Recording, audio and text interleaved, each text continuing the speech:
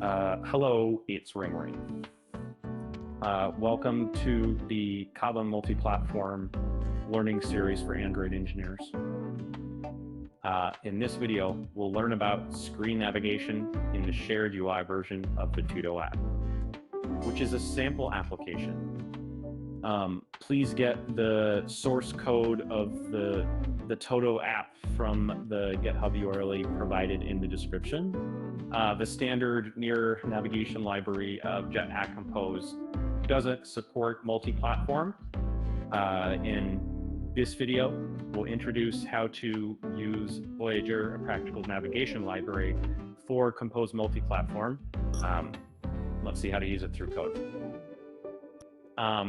First, wrap the initial composable function to be displayed using the Navigator function, and that's pulses, one of the available ways with type of coverments, which was a key 70 in conflict in this, which we see it, and we have it in addition to when inheriting the screen interface override the content function and to implement the composable within that function.